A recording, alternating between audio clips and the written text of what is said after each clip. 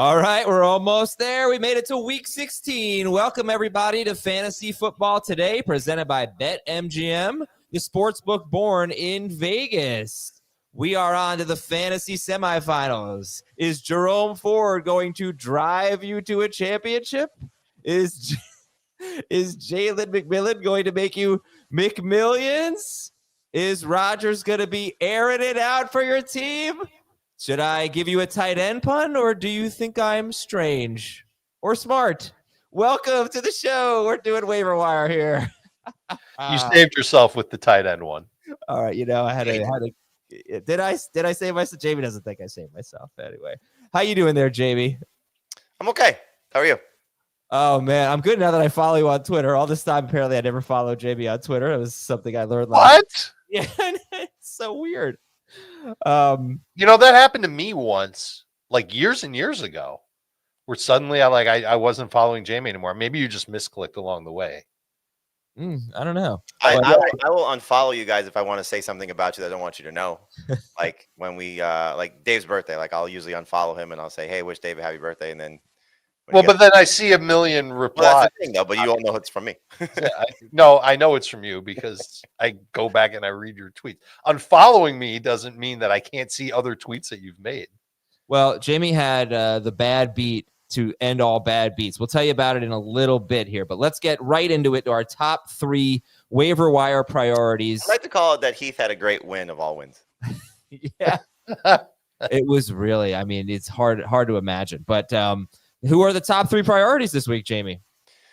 Jerome Ford, I think, is the easy number 1. I put Brenton Strange as number 2, and then Kendre Miller as number 3. But you can make a case maybe for Amir Abdullah or Alexander Madison, depending on the format that you play in, because they're going to get an opportunity to take on the Jaguars as Sincere McCormick injured his ankle. But it's probably going to be a shared situation. So I'll put Miller at number 3. You can put McMillan at number 3 if you want. There's not a lot of options here, obviously, once we get to this point in the season where there's so many players available to you, but I think the top 2 are locked in, and then the third choice is kind of, I think, depending on what you need. You think the top 2 are locked in at Jerome Ford? I mean, I definitely think the top 1 is locked in. Brenton Strange, I feel like there'll be some more. He's a little bit more of a question mark than Ford. I would think anyway for people. He's only 5% roster. That's the great news. Gosh, the Raiders are just awful against tight ends. Last night, notwithstanding, they allowed 58 or more yards to 6 tight ends in their last 7 games, plus some touchdowns in there. That's Brenton Strange matchup. Dave, what's your top 3? For Jamie, it's Ford, Strange, and then you heard of Kendre Miller, maybe Jalen McMillan, maybe Raiders running back. How about you? I'll put Ford number 1. It's pretty obvious. I like McMillan at number 2. Just the fact that he's had a 23% target per route run rate in the last 2 weeks, 9 catches in the last 2 weeks, a bunch of touchdowns. And honestly, credit to Jamey, who's been talking about McMillan since Chris Godwin went down. And now here he is the last 2 weeks. I think you can buy into him as a viable part of this Bucs offense and somebody you could use as a third wide receiver. Maybe you're stringing along wide receivers. Maybe you've had enough of the Amari Coopers of the world that you can go and start him instead. So he would be my number 2. And maybe I'm just not learning my lesson, guys. But I'll put Kendre Miller at 3. This time last week, Patrick Taylor was my number 1, thinking that Garendo wasn't going to play. And Garendo did play, and Patrick Taylor was totally useless. So I don't want to go crazy with Kendre Miller because there's always the chance that Alvin Kamara comes back this week. But it's also late in the year. Saints barely hang on to playoff hopes. I don't know if Kamara's going to play. And if he doesn't, Kendre Miller should be the lead back for the Saints. I got a lot to say about him. He would be number 3. So the only thing I think with just, looking at the big picture of this, and while Strange and McMillan have an opportunity to help people, we just got decimated by injuries at running back. Yes. So David Montgomery out for the season, Nick Chubb for people who are starting him out for the season. Alvin Kamara may not play. You still have Ken Walker dealing with his injury. McCormick, who's been a pickup for a lot of people, may not play this week. Like, it's a rough week at that position. Jaleel McLaughlin, for example, if you've been, deeper leagues, playing him potentially as a flex option. Braylon Allen, who, may have been the second guy in with Breece Hall last week. As we saw, he didn't play every snap. Isaiah Davis got that opportunity because Allen was injured, or maybe this Davis is better. But in any event, you don't have Braylon Allen. So that position just got completely beat up this week, whereas every other position, for the most part, is a little bit healthier, aside from maybe tight end. So if you've been, sort of chasing the Njoku replacement last week or the Ingram replacement. That's why you look at maybe that more so than wide receiver. But if you are talking about just a flex option, yes, I think McMillan has a better chance to help people than Kendre Miller, for example, if he starts, or the Raiders backfield if he starts. All right, and I also want to bring up Ken Walker might play this week, and you might not be confident starting either Seahawks running back. I mean, we'll see how the week unfolds. But if you've been you want him out again. Yeah, exactly. I mean, if you've been sitting there starting Zach Charbonnet, well, you better be thinking about picking up Jerome Ford if he's available. He's available in about half of our leagues. Just to talk about these guys, and specifically Jerome Ford, right? We should spend the most time on him. He's 48% rostered. He had 7 carries, 84 yards, and a touchdown against the Chiefs, best run defense in football, and he had a long run. They haven't really seemed willing to give this guy a big workload. He doesn't get a ton of carries usually. It doesn't mean he won't. But earlier this year, he had 5 games earlier in the season before Nick Chubb played, and 6. Okay. Chubb came back week 7. So he had 12. So he I don't know if he got hurt in one game, but he actually got hurt in week 6. Yes. Okay. Right. Okay. So the first 5 games, he had 12, 7, 10, 10, and 9 carries. They used Deontay Foreman a little bit. They don't run the ball that much to begin with. So there's that. He scored 18.9, 7.4, 10, 15.5, and 7.9 PPR fantasy points. So that's good for somebody picking up off the waiver wire. And there's obviously room for more than the 10 if he can score a touchdown or get 15 carries or something. He's got the Bengals. They're horrible. That's part of it. That's part of the reason why you're picking up. Well, you have the positive is the Bengals, and not that anybody getting injured is positive, but obviously for Ford's situation, it's positive. The other thing is, it just depends, I think, how you're viewing him, because there's a chance here for at least just a flex play. And if you look at really since the Logan Wilson injury, but for the most part, the last stretch of games for the Bengals, there have been since week 10, 1, 2, 3, 4, 5, 6, 7 running backs. And that's with no bye. Oh yeah, bye in there, week 12. So that's 10, 11, 13, 14, 15. 5 games. There have been 7 running backs in those 5 games to get at least 10.4 PPR points. Now, I think he can do that. So it's not exactly a huge ask, but it's also, still something that he has to accomplish. If you're getting that for somebody off the waiver wire to replace one of these guys, obviously it's not David Montgomery. It's not Alvin Kamara. But it can still get you by if you're stuck, better than, as Dave can tell you, looking to play the roulette game and ending up on somebody like Kamani Vidal, and then you get stuck with crap, So, he's going to be helpful. It's just a matter of to what extent and to what heights. The negative is we don't know the quarterback here. Yeah. And if it's Jameis, at least there's an opportunity to feel comfortable about them moving the ball. It may go the other direction, but he's going to move the ball. Dorian Thompson-Robinson could be awful for many reasons because he may steal some rushing opportunities. Now, here's a fun stat. The Bengals are number 1 in most rushing yards per game allowed to quarterbacks. They allow 30.1 yards per game to the position. So Dorian Thompson-Robinson could have an opportunity here to help in that regard. But you hope that it's Jerome Ford. You obviously hope that Dorian Thompson-Robinson stays in the pocket and still gets opportunities or throws the ball enough to get opportunities for the receivers here. But I think if you're looking at it just from Jerome Ford's standpoint, yes, there's going to be somebody else, most likely Deontay Foreman. Yes, there's going to be a chance for him to maybe get 15 total touches. I would say that's probably the most optimistic thing. Hopefully he gets 3 or 4 catches. But again, both those quarterbacks don't necessarily throw to the running backs a lot. You just got to hope that he breaks a run, that he takes advantage of his defense and can get you to at least 10 point per game, 10 PPR point per game number, maybe chance to score. Remember, last time they played the Bengals, it was Chubb's first game back. That was week 7. He did find the end zone, so this run defense has been brutal since Logan Wilson's gone down. They have allowed 90 rushing yards or a rushing touchdown to a running back in every single game this season. 90 rushing yards or a rushing touchdown to a running back in every single game this season, the Cincinnati Bengals. That's the matchup for Jerome Ford. Dave, you said you had a lot to say about Kendre Miller. I want to hear about that. Let me give you a stat about Jalen McMillan. Now, there are some stats that I give that I think are just interesting. This is probably one of those. Like last week, I said no quarterback had scored more than 25 points against the Giants. That was my spooky stat of the game. Obviously, I didn't say sit Lamar Jackson. He scored like 45 points or whatever. But the Dallas Cowboys and the Carolina Panthers. The Cowboys have allowed multiple wide receivers to score 14 PPR points in the same game once. The Panthers have allowed multiple wide receivers to score 14 or more PPR points in the same game once. These two teams are not good against wide receivers. It's almost always one wide receiver who kills them, and no one else really does that much. Although if you look at the Cowboys, if you lower that to 12 points, that's happened 5 times, multiple wide receivers scoring 12 points. But I just thought that was kind of interesting that these are two teams that get beat up by number ones, Mike Evans, but not so much by the number twos. All right, what do you want to say about Kendre Miller? The film from the last 2 weeks matches what I saw in college, and I was kind of a fan of Kendre Miller when he came out of TCU. He definitely follows his blocks. He's got good balance. He's got really good vision. He's got good speed.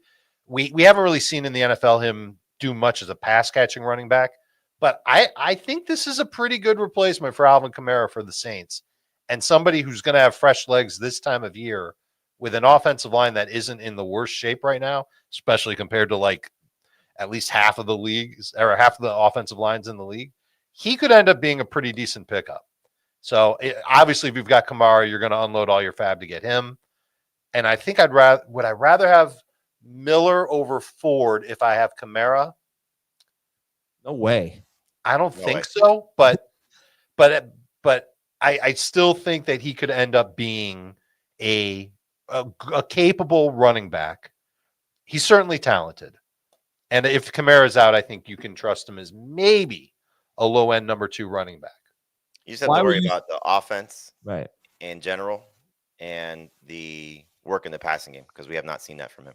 No, so he did it in college. He didn't do it that much in the pro. Will they allow him to do that? And look, this also could be, while you want to see what you have in Kendre Miller, this also could be a little bit of a swan song for not only Jamal Williams last couple of games for the Saints.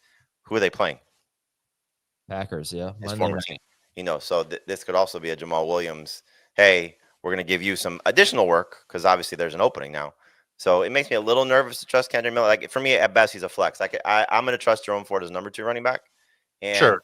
I would not be surprised by the end of the week, depending on what happens with the Raiders running backs, if Amir Abdullah and PPR is higher for me than Kendre Miller.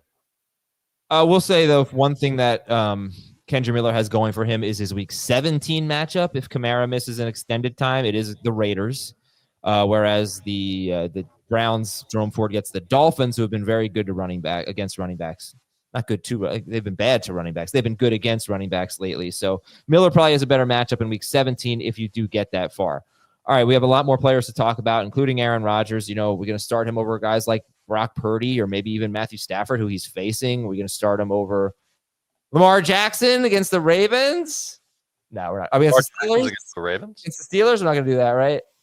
No. I mean, it's funny because the Rams' pass defense numbers are hysterical if you look at them, because they've given up. They gave up the huge game to Josh Allen, and everything else has been bad. Yeah, but I know they're not that good against the pass. But yeah, it's true. But you say that though, but it's still statistically. Yeah.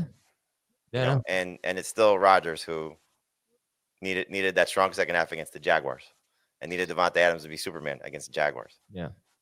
All right. Well, listen, the holiday season's here. Let's go ahead and crown your fantasy football champion, or get ready to do it. Go to the Fantasy Football Today new fan shop powered by ShopSense. It has everything you need, from trophies to t-shirts. We've got the gear to make your fantasy football league unforgettable. You go to shop.cbssports.com/fantasy. You can buy some very cool fantasy football stuff, draft boards, trophies, things like that, t-shirts.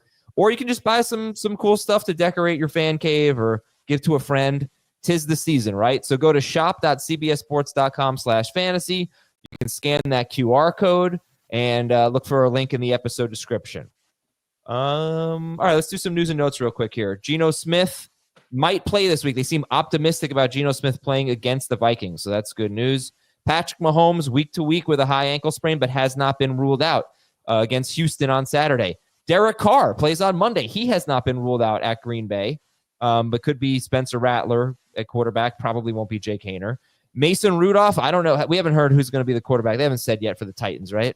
No, they haven't, but I think they're going to end up going to Rudolph.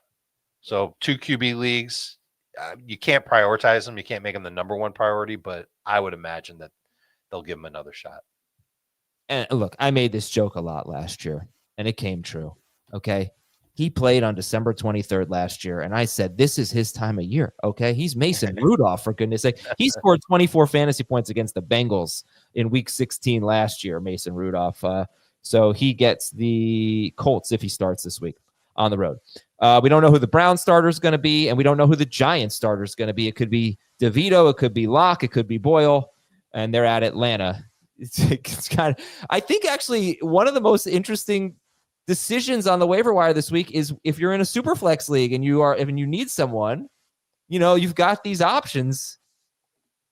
I don't know who you go with in the deep league realm here. There are a lot. That's the whole quarterback section of my column is just all 2 QB and super flex leagues. There's nobody that's available aside from Rodgers that you would say, okay, I'm gonna trust this quarterback. And Rodgers, I think, is still dicey.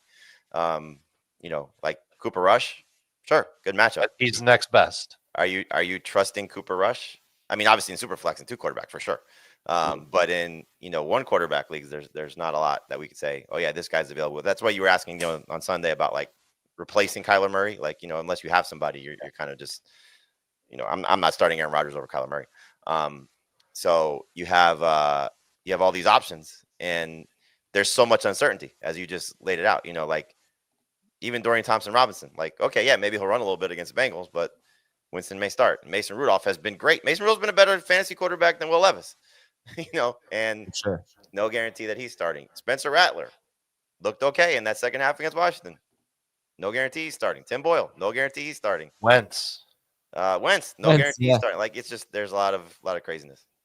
I'll tell you though, if not in a 2 QB league, obviously, but in a 1 QB league, if Jameis Winston starts against the Bengals, oh my gosh, there's going to be a little bit of appeal there. 30-point range of outcomes. All right, running back news. David Montgomery out for the season. Alvin Kamara, groin. Nick Chubb, broken foot. Ken Walker could play this week. Sincere McCormick, ankle injury. Jaleel McLaughlin, quad injury. Joe Mixon is apparently fine. That is good news. Tony Pollard has been dealing with this ankle injury. I'm sure he'll miss every practice and then play. And wide receiver news. Haven't heard anything on A.J. Brown. I assume he's okay, but he did get hurt late in the game. Xavier Leggett's going to miss some time with a groin injury. George Pickens could play this week. The Steelers could be getting much healthier this week. That would be a big help for them. Cedric Tillman could play this week at Cincinnati. Marquise Brown could play this week against Houston for the Kansas City Chiefs. Tight end news. David Njoku could play this week. Even if Dorian Thompson-Robinson's the starter, man, the Bengals are so bad against tight ends. We would really love to get Njoku back, although it would be kind of nervous with DTR at quarterback. Zach Ertz concussion. Will Dissly was listed as a DNP, did not practice for their game Thursday against Denver.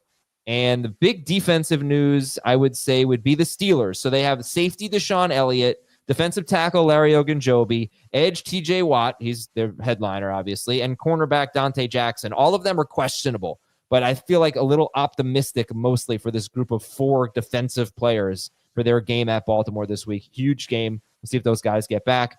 Patrick Surtain looking good. He was listed as a full participant.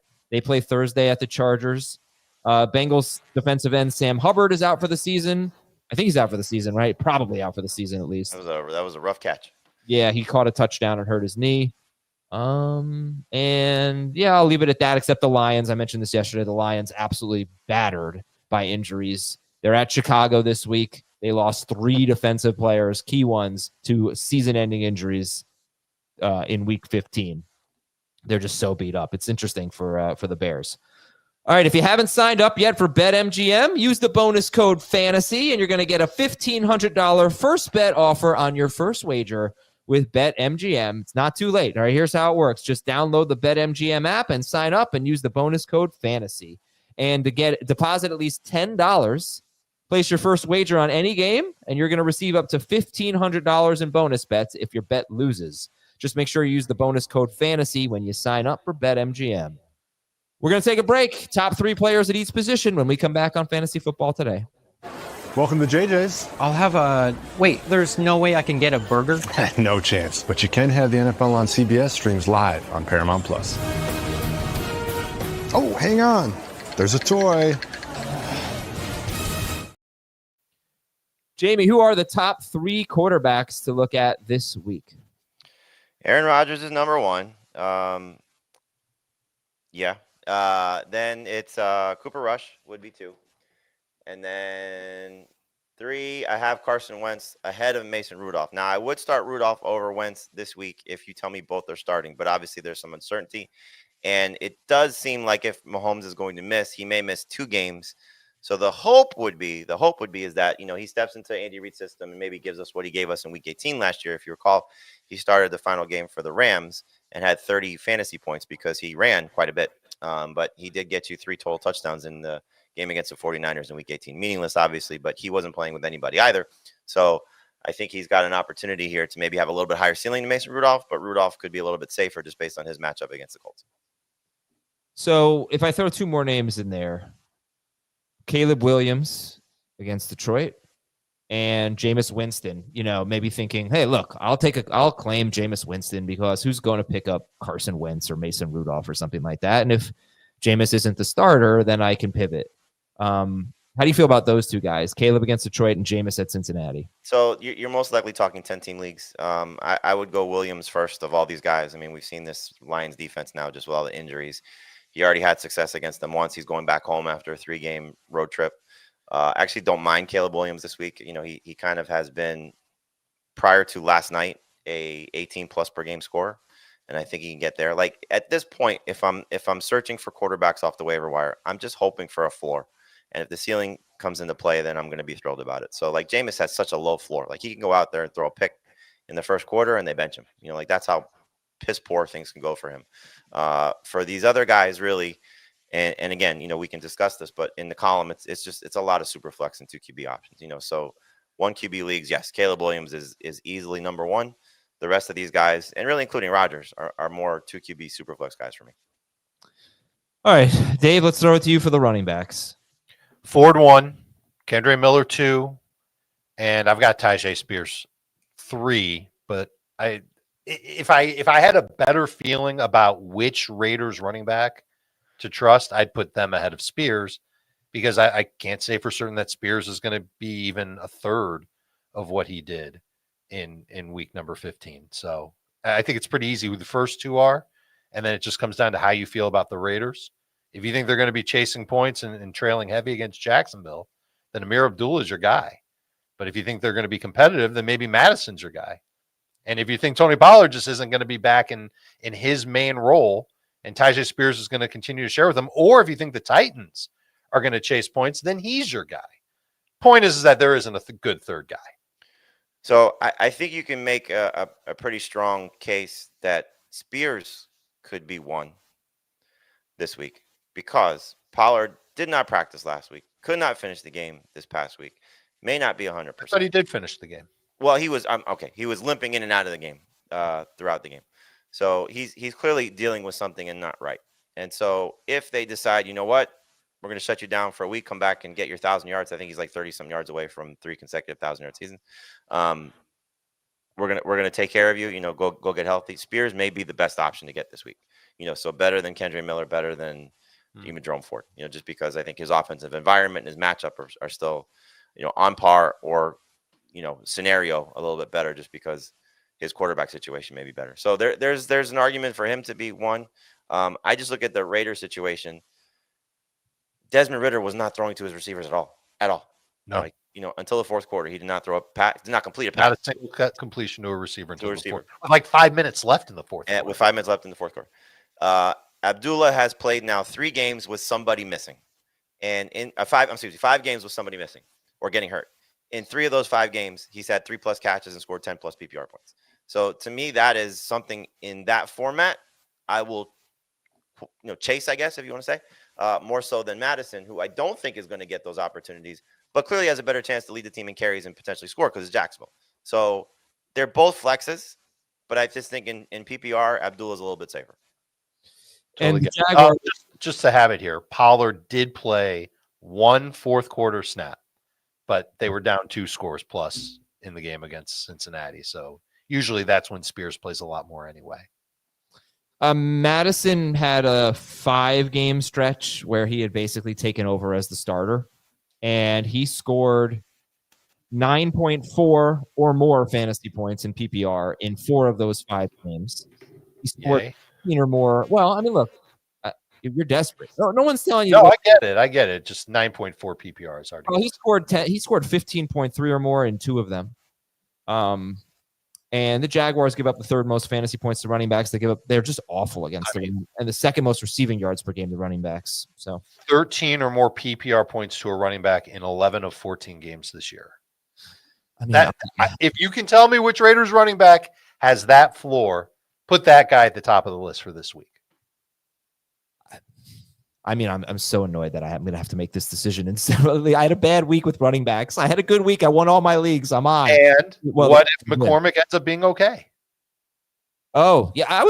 He had a horrible start, 7 carries for 8 yards, but he also had 2 catches. I mean, he was a workhorse. He looked like he could have had a really eventful day. I don't know how it was going to go. It looked like a bad sprain, though, the way he came down. Yeah. I mean, I'd be surprised if he played, but what if is kind of bothering me after what happened with Patrick Taylor last week. So I just and I will say this: if that's the case, then Abdullah's in a much better spot than Madison.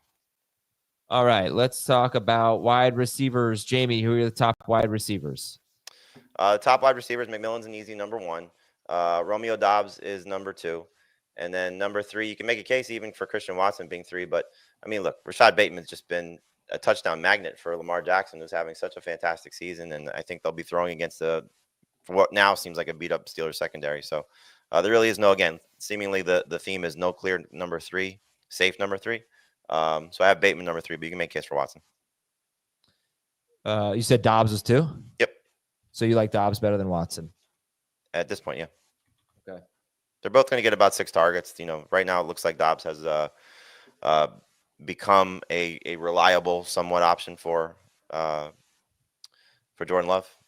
Watson he's allergic to the end zone right now. How do you feel about Tillman if he plays? How do you feel about Elijah Moore? I mean, I would not want to touch Tillman if it's Thompson Robinson. I would love Tillman if it's Jameis Winston. And then who's the last one you said? Elijah Moore. Oh, yeah. I mean, Elijah Moore just makes me nervous if Tillman's back. All right, Dave, top tight ends? Brenton Strange is number 1 at Las Vegas this week, Tennessee next week. I like those matchups. Ferguson is still available in 38% of leagues if you want to trust him. It's either him or Stone Smart. I think you can buy into Stone Smart a little bit more, even though he had the fumble last week, but those are the top 3. Strange. Put Smart 2nd and Ferguson 3rd.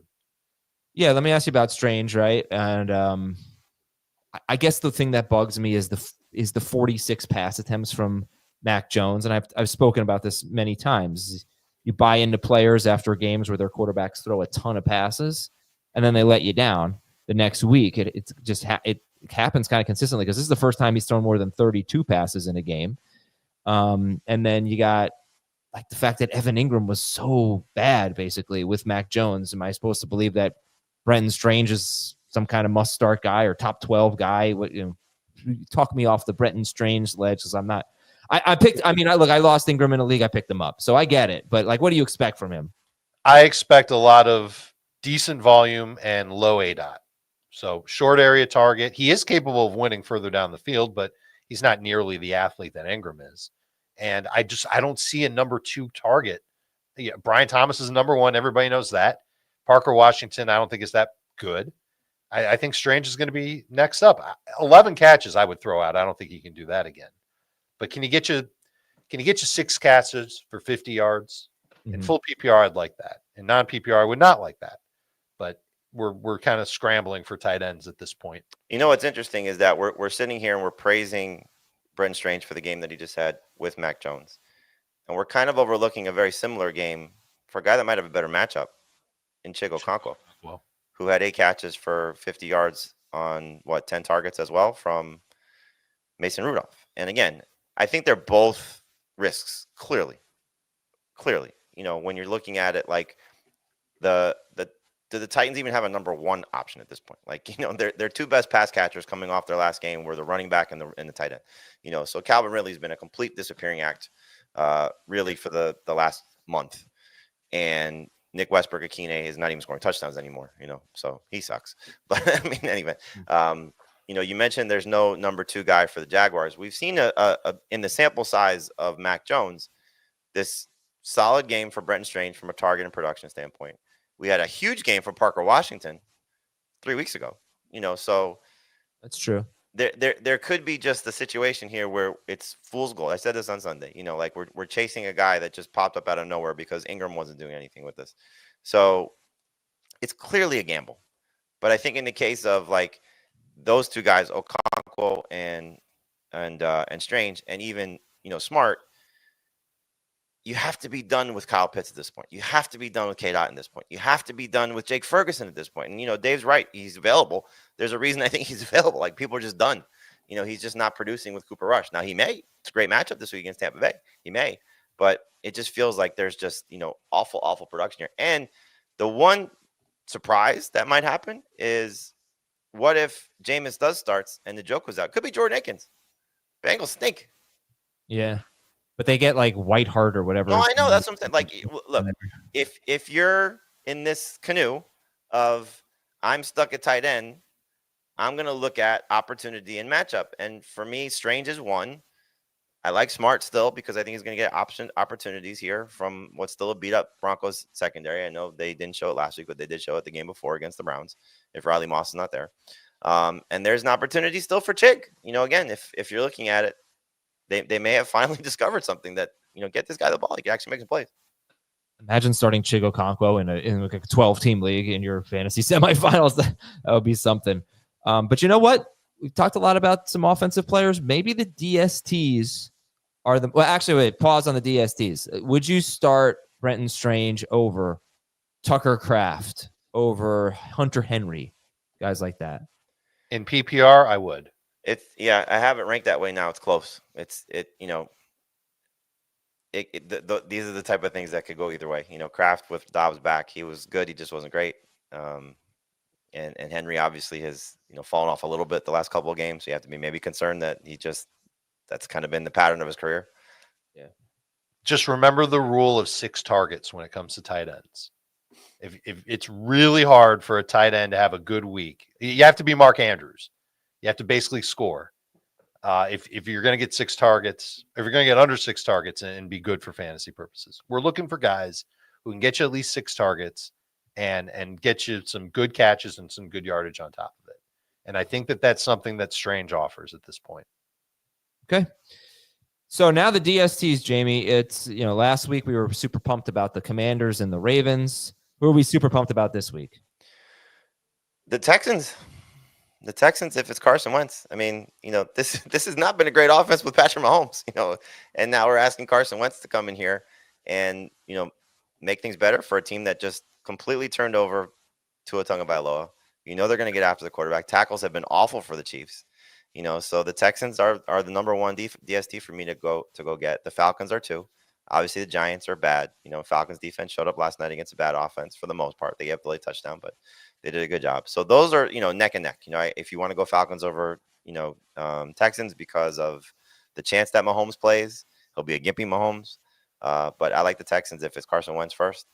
So make sure I have the whole list here. Let me just a quick word on Texans, if I may. Bengals, if it's Thompson Robinson, the Rams, I think, Rodgers is. I got you, Dave. Shown the ability to get, turnovers, and obviously the Titans against Anthony Richardson because Shane Steichen will either do something stupid or Richardson will make a mistake. All right, Dave, you wanted to say something about the Texans. Texans have scored at least 20 fantasy points in 3 of their past 4 games, 12 or more points in 6 of their past 8. That includes last week against the Dolphins.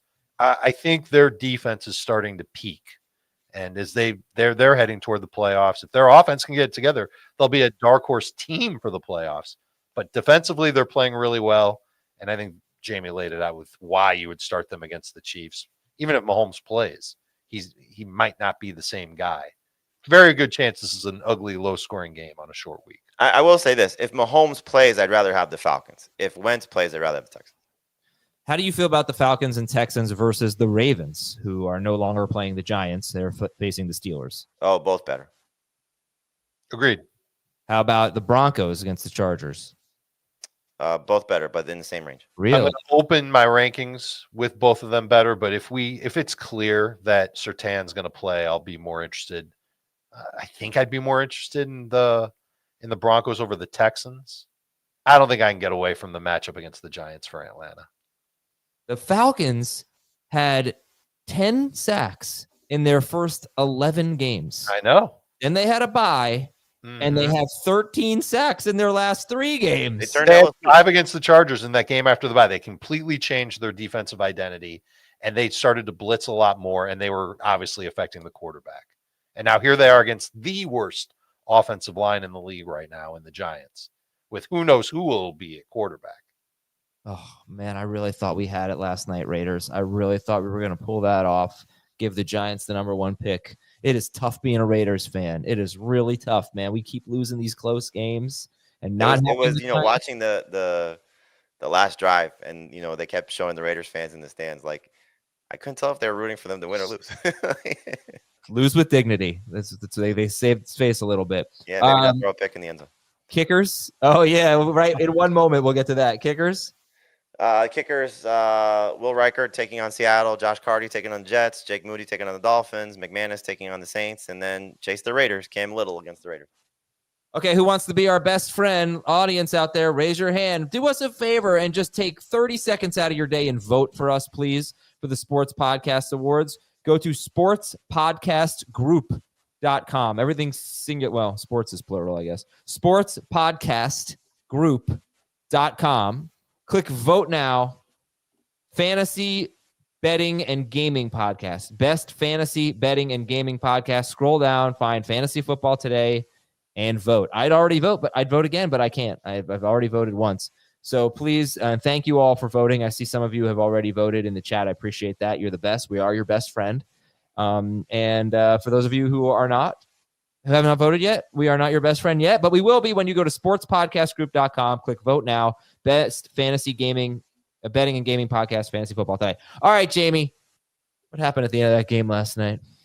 So this was one of the leagues where I started Rams guys. So Matthew Stafford at quarterback, Puka Nacua at receiver, and Kyron Williams at running back, and Jared Verse, the IDP league as well. So was already, down going in. And this is also, we've mentioned this a little bit, but Heath and I played each other in the final week of the regular season. And Heath's team is really good.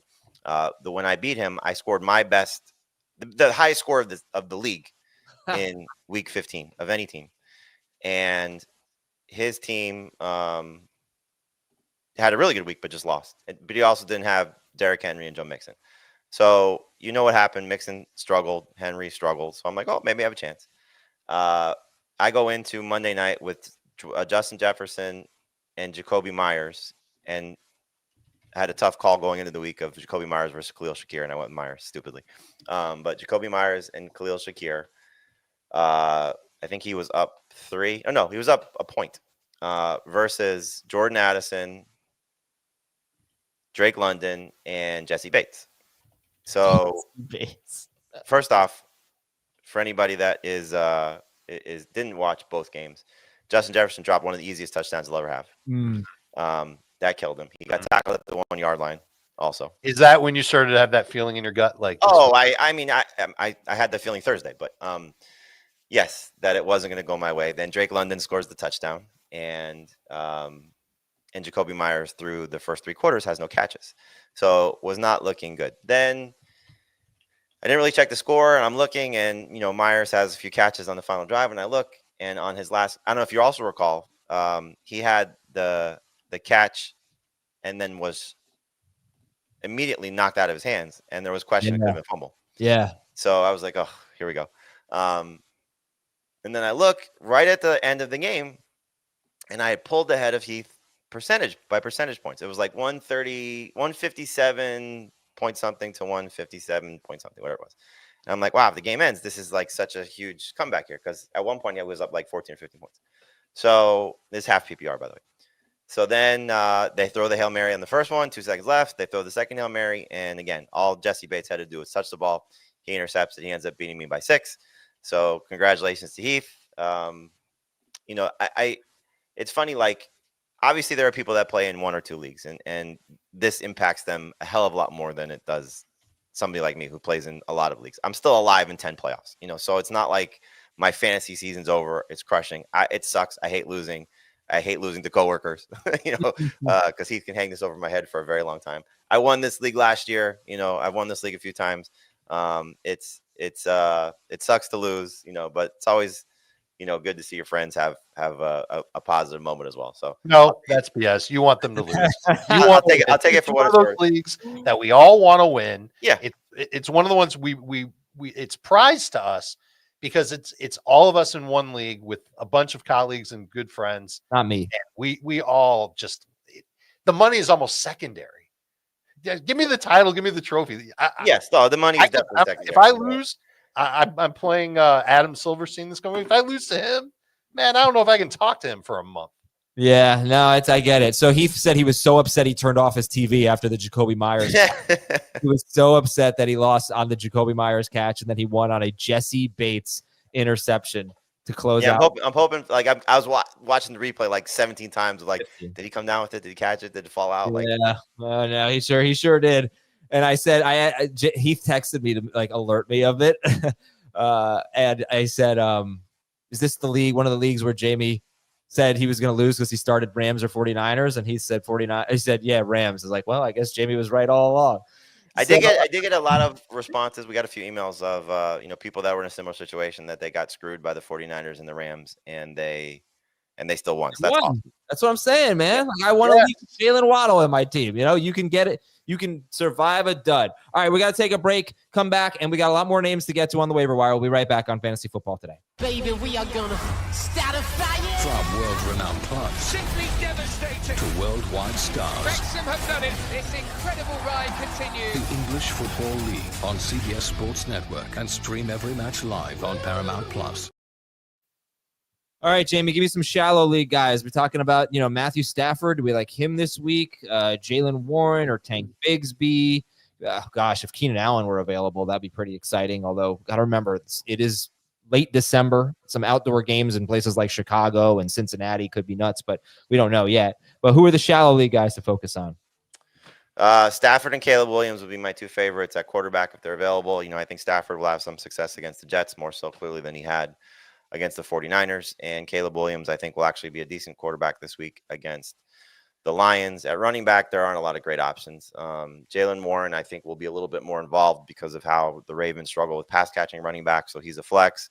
And then I put Javonte Williams and Tank Bigsby on the list just because they're in the range here. We don't know exactly what the Broncos will do if McLaughlin doesn't play, but clearly there's an opportunity here for Javonte Williams. Again, if you're stuck, one or more of these desperation guys, worse than Jerome Ford, worse than Kendre Miller, but you might be stuck and he's the best option available. I would take him ahead of Audric Estime.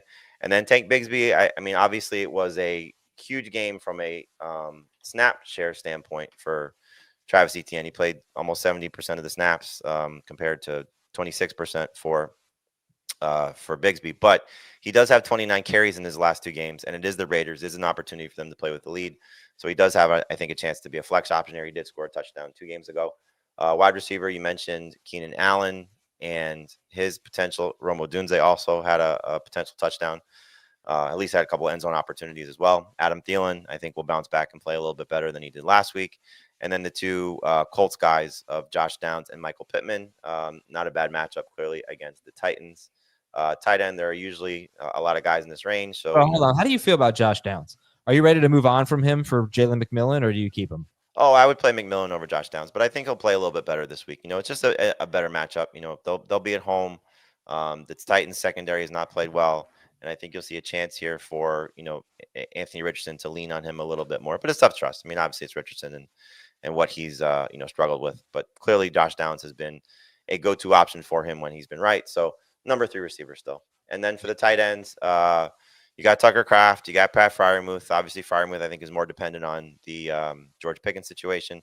Hunter Henry and Dalton Kincaid. Look, he's clearly tough to trust, but at some point, maybe the touchdown will count as opposed to not counting, like we saw last week, which was a bad holding call. Kincaid or Smart, or Kincaid or Strange or Smart. I would go Strange and Smart over Kincaid at this point, but he's in that conversation. I mean, he's usually pretty good about getting you, 9-ish points or something like that. I think I'm just throwing a number out there. Kincaid. All right. He gets the Saints or the Patriots, pardon me. N-E, not N-O. All right. That's it, right? Those are the shallow league options. Let me give you hold on one second. Let me just check a roster percentage before I make a fool of myself. How about the Cardinals DST at Carolina this week, 81% rostered. How do you feel about them versus the streamers? Cardinals DST. I like them. They're not as good as the Texans or the Falcons for me this week, but they're right there. And if you're going to go that route, the Packers. I mean, my gosh, that could be great. Right. So the Packers, would they be number one ahead of the Texans and Falcons? Yes, just because you have to make the move today or Tuesday, and we don't know the status of Mahomes or Carr for that matter. But the Packers defense is playing pretty well, and they get the Saints. Okay, Dave. None of these guys, Packers. What? None of these guys are available in my league. Deep league guys. The deepest that we can get with DSTs are the Falcons, by the way. The Bengals are a close second. Colts are third, but they might be rostered in a bunch of leagues already. They're available in more than half of CBS leagues. But let's move it to the quarterbacks. Mason Rudolph, Carson Wentz, they're available everywhere. Mac Jones is out there in 90% of leagues. You can go after one of those guys. I would imagine that those are your options in Superflex / 2QB leagues. Maybe you prioritize Mac Jones because you know he's going to play versus someone like Rudolph or Wentz where you're not 100% sure if they're going to go. Kendre Miller's available in 79% of leagues. Oh, that's not deep enough. Then here's who you're looking at. Ty Johnson, who's been pretty decent, actually. He gets modest results. He's their third down back in Buffalo. He's available in 97% of leagues. Craig Reynolds is going to get some run with David Montgomery on the shelf. He's available everywhere. And Deontay Foreman figures to be the number 2 running back. Can't say for sure that it'll be him all the time. Could be some of Pierre Strong. Maybe with Deontay Foreman, he scores a touchdown. Anyway, he's out there in 96% of leagues. At wide receiver, Marquise Brown, 80% available. That's really as good as it gets. McMillan is 73% available. He's going to be number 1 on all of our lists at wide receiver. I like him a lot. At tight end, Brenton Strange is 95% available. Stone Smart is 92% available. Chigo Okonkwo is 96% available. Jordan Akins is 99% available. Those are 4 tight ends that might be starting for fantasy managers in week 16. Wow. I'm sorry. I apologize. I probably missed it. Did you say Jalen Coker? I did not say Jalen Coker because I don't necessarily believe in Jalen Coker catching another deep ball for a touchdown like he did last. We do have League It out. So just wanted to know what you thought. I understand that he'll get more playing time. I don't necessarily want to trust it. Do you want to trust any of these guys? Okay. I want to trust McMillan. I mean, okay, 1. Oh man, I would trust Brenton. You just said Jordan Akins' name, but you won't say Jalen Coker's name. Well, fine. So put Jalen Coker on the list. And what's his rostership? It's got to be freaking high. It's under 10%. Yeah. His roster. He's 4% rostered. Fun to make fantasy team names out of his name, but not necessarily someone fun to start. I believe that I asked Jacob and Dan if they knew. Love that Jordan Akins, but Jalen Coker, you suck. I'm sorry. What was I going to say? Here's a fun fact. Because you mentioned Craig Reynolds. How many fantasy points did Jahmyr Gibbs average in 2 games without David Montgomery last year? It was like 20-something. It was right around 28.7 or something. Yeah, he's my number 1 running back rest of the season. He's unstoppable. It's over. It is over if you're facing Jahmyr Gibbs, or if you have him, congratulations. You don't even have to worry about the waiver wire. It is over. You know what's funny? I have a dynasty league with both of them, with Gibbs and Montgomery, and it was one of those like, oh God, oh nice, God. Yeah, it worked out. All right. You have any quick takeaways from last night's games? Kirk Cousins is toast. Play Penix. Play Penix already, man. He's awful. He's so awful.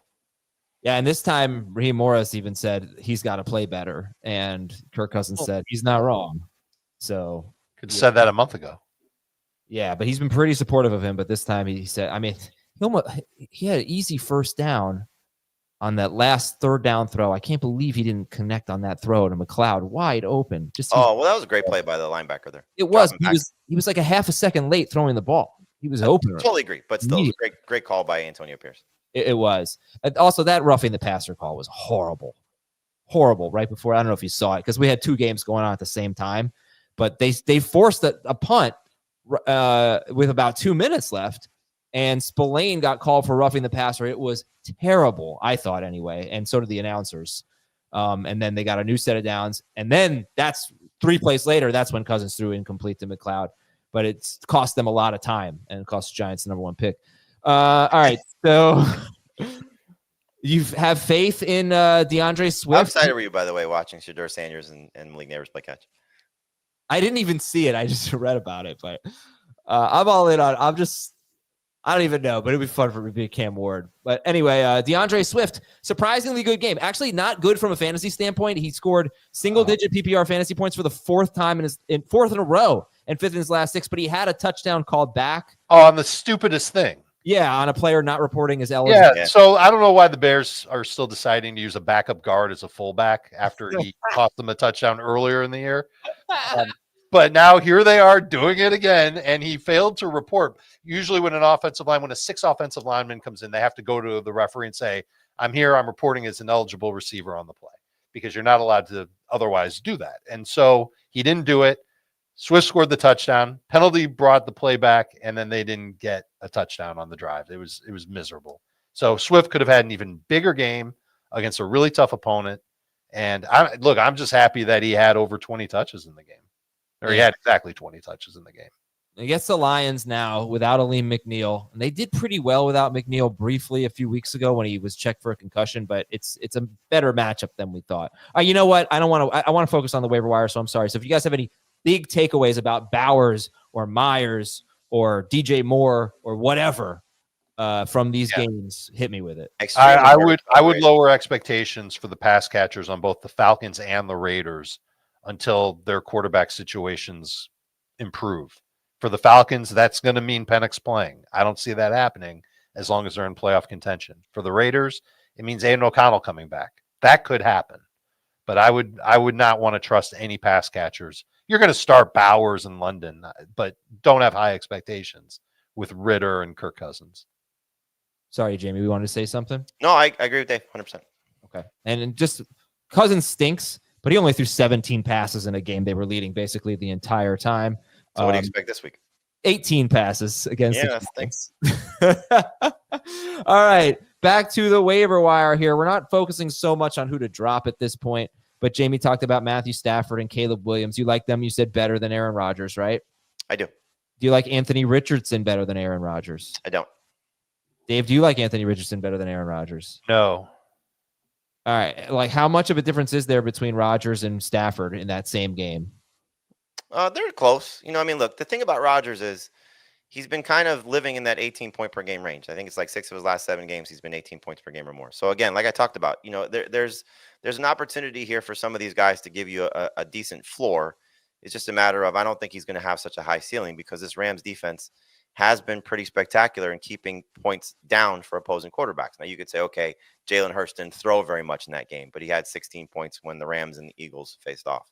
Last week, Brock Purdy clearly was a mess. It was the rain. It was, just a disaster of a game plan, trying to, force feed Deebo Samuel. But again, the Rams kept him down. So I don't think that Rodgers and the Jets are solved after what they did to Jacksonville, because Devontae Adams was wide open on several big chunk plays and, he got some touchdowns there. Like, this is a defense that's going to make him uncomfortable. This is a playoff bound team that right now is in first place in the NFC West, and the Jets are playing out the string. So if this was in Los Angeles, I'd be terrified of Aaron Rodgers. The fact that the Rams have to go cross country for a 1:00 start and Rodgers is at home, this may be his last opportunity to look good in front of the home crowd if they still care.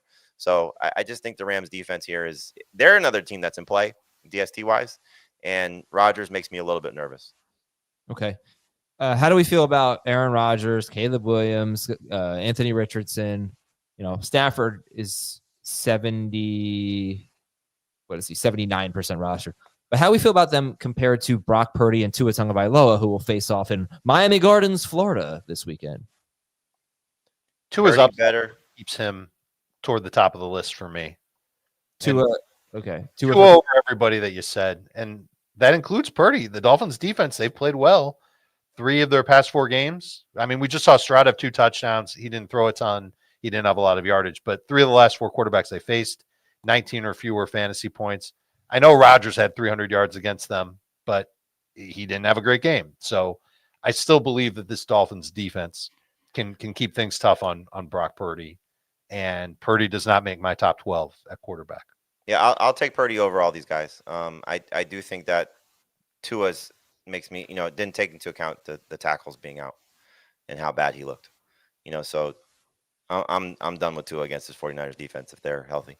And Well, what if the offensive line's good for Miami? then it's certainly a step in the right direction. But right now they don't seem to be healthy. So with the 49ers situation, I think Purdy bounces back. I will say, honestly, I watched every snap for Tua. I looked at his pressure rate according to True Media. Yeah. It was not it wasn't that he was under pressure a lot. He honestly wasn't. He got the ball out so quickly, but he just maybe it was a mental thing. That's what I was saying. I think he was sped up. Yeah, he would maybe that I could see. He refused to throw the ball downfield, but it was like And now you may not have Waddle. I know he hasn't been a big factor, but that still it's easy to scheme them a little bit differently. Yeah. All right. I thought it was a lot of predetermined throws, and that was one knock that I had on him coming out of Alabama was he made too many of those, and it cost him sometimes. Yeah, we showed a couple borderline start at best. We showed a couple screenshots of Tyreek Hill open for a touchdown twice, and Tua just checked down both times, and he was not under pressure. Right. All right, so then you've got Cooper Rush, who's second on this list, but if you're in the desperation 2 QB league, Superflex league, Jamey has it ranked currently, but I'm sure it's negotiable. Carson Wentz, Mason Rudolph, Mac Jones. Jones is honestly probably rostered, like 10% rostered. He's probably rostered in Superflex leagues. So if you look at like just guys who could be available off waivers, Carson Wentz, Mason Rudolph, the Browns, the Raiders situation, the Saints situation, probably maybe Sam Howell, but Geno gets good news there. The Giants situation. Is there one guy that stands out really that's like the clear best option? If it's just 1 week, I'd probably go Rudolph. If it's just, looking at who you can pick up and maybe start for the next couple of weeks, it could be Wentz, just with the Mahomes injury. And again, if you're looking at ceiling in terms of just, small sample size, last time we saw Wentz, he was really good. Rudolph has been pretty good. He was Carson Wentz was the number one quarterback per game in fantasy last year. That's true. That's a good number. He won one game for the Rams, and he scored like 28 points or something. 30? Yeah, so it always, every time I look at per game averages, always screws me up because Carson Wentz is at the top. All right, running backs. By the way, just one more name that I saw someone float around in the chat. How do you feel about Drake May at Buffalo? Don't like it. I don't hate it. I would count him among one of those high floor QBs where maybe if you expect a minimum of like 16 fantasy points, he should be able to do that. I don't think he's got much of a shot to get you like 23 or 24. He's kind of buried in my rankings, but I think he's one of those safe floor guys that Jamey was talking about. A lot of running. All right, running backs. You got Warren, you got Javonte, you got Bigsby in the shallower leagues. They're not the most appealing options here. So Jerome Ford is the prize. Jamey has Kendre Miller 2, Alexander Madison, and Amir Abdullah 3. Now, who would you guys prefer? Just if you had to decide right now, out of the Raiders guys. Abdullah. Dave, you said Abdullah, right? I did. Okay. And then we also made the case that Tajay Spears could be someone that could be number one. I mean, I think Ford's going to clearly be number one, but that Spears, Pollard just keeps playing, but he did obviously go in and out of the game last week, and he's playing hurt. Right. If Pollard is healthy, this is most likely not the ideal game script for Tajay Spears because they don't seem to get blown out. They don't seem like they're going to get blown out by the Colts. Yeah. So competitive game. This is usually where Pollard does his best work. How healthy is he? How much will they give more to Spears? How much of it is, chasing by 7 points, 3 points? And then it's a lot more Spears. So he's a flex. Again, could be a starter if they decide to sit him this week. But there's a lot of range of outcomes here. And you've got Justice Hill. You've got Audric Estimate. Isaiah Davis is interesting because you just got to figure like how much is it going to take for Breece Hall to get shut down? And Braylon Allen's hurt as well. So maybe not for this week, but something to keep in mind. Dave mentioned Ty Johnson, who's been involved in the passing game. Antonio Gibson's been okay lately as well. Wide receivers, Keenan Allen would probably be the prize, I would assume, Jamey, if he were available. Yep. But he's the least likely to be available. He's 84% rostered. Adam Thielen could bounce back. I keep mentioning this. The Cowboys, he was bad. He was disappointing against them last week. They're good against slot receivers. His upcoming opponents are not. Cardinals allow the 6th most receiving yards to wide receivers out of the slot. Tampa Bay's 21st. Josh Downs, Michael Pittman. It's tough to trust, but Downs could definitely bounce back against Tennessee. Rome Odunze, I hope I don't have to start. Actually, I think I do have to start him in one league. I could see, he dropped a touchdown. He dropped a touchdown right before Keenan Allen caught a touchdown last night, and he had 7 targets. All right, Jalen McMillan is our number 1, though, on the waiver wire. He's better than Odunze? Yeah. Better than Thielen? No. Not in full PPR. Okay. Then you got Romeo Doubs and Christian Watson. You just can't expect a lot of pass attempts for the second most run-heavy team in football right now against the Saints. And then Rashad Bateman, Cedric Tillman. Tillman would boost up in the rankings if we hear that Jameis is starting. Jalen Coker, Tim Patrick. What is this? 15 targets. He doesn't score. The targets are there, though. Yeah. 15 in his last 2. And Calvin Austin is somewhat appealing if Pickens is out. Any interest in MVS? He's got 14 targets in his last 2 games. Not against that team, no.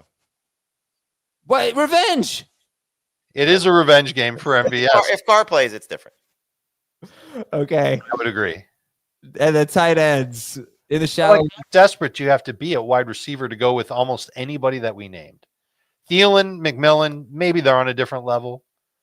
Maybe Tillman if there's Winston under center, but I don't know how many of the other receivers that we've talked about you'd even consider adding. I mean, I would. Look, I'm looking at my FFT league, and I'm starting Rome Odunze because I just am. 3 receivers and a flex. I'm definitely going to be looking at these guys. Sure, so you'll prioritize McMillan. He's available. All right, let's see how much fab I have left. I'm gonna get Robert Turbin beats him to you. I have $10 left. We'll see. He made it's pretty incredible for this. If this has happened to a lot of people, he got the 1 seed without spending a cent. That was fab. Wow. Good for him. Maybe he doesn't know how to use it. Maybe he just thinks it's he used $25, I believe, on 25 units on Gus Edwards last week. Oh, all right. So I'm probably playing. Know all along how I think he knows how fab works. Let's not, it's not like he just got dropped off on a bus. Man, he's having a great year. And you know who else having a great year is Thomas Schaefer, by the way, who won his FFT Open League, and he's crushing it in like the Scott Fish Bowl. We'll tell you that in 1 second. But just to finish up on tight end, you got Tucker Kraft, Pat Freiermuth, Hunter Henry, and Dalton Kincaid in the shallow leagues. But you could move on to Brenton Strange. You guys are starting Strange over all of those guys? Is that what I'm to understand? I would start Freiermuth over Strange if Pickens is out again. Okay. And Stone Smart would be number 2. He plays Thursday. Chigo Okonkwo, number 3. Jake Ferguson. Dave said Jake Ferguson second. Jamie's done with Jake Ferguson. Yep. Yeah, I don't blame you for being done with Jake Ferguson. But he's still one of those guys that should get you 6+ targets. I'll throw out Noah Gray again if Patrick Mahomes plays. He gets 5 targets. He catches touchdowns. It's not terrible. You think he's the heir apparent? Maybe. Which would make him an unbelievable Dynasty League stash, wouldn't it? Yeah, for sure. And then, all right, we'll move on. Texans, DST. Well, first of all, you can look for the Packers. You can look for, who's the one team we said? Oh, it's Packers, yeah. Cardinals are fine, but the Texans, the Falcons, the Bengals, the Rams, the Titans. The kickers are Will Riker, Josh Carty, Jake Moody, Brandon McManus, and Cam Little. Let's show the Scott Fishbowl standings, folks. What do we got here? We got Thomas Schaefer in 7th place. Let's go. And Dave's son, Ryan Richard, in 9th place. Let's go. Is that crazy or what? Awesome. Unreal. How many were in this? 3,000. Unbelievable.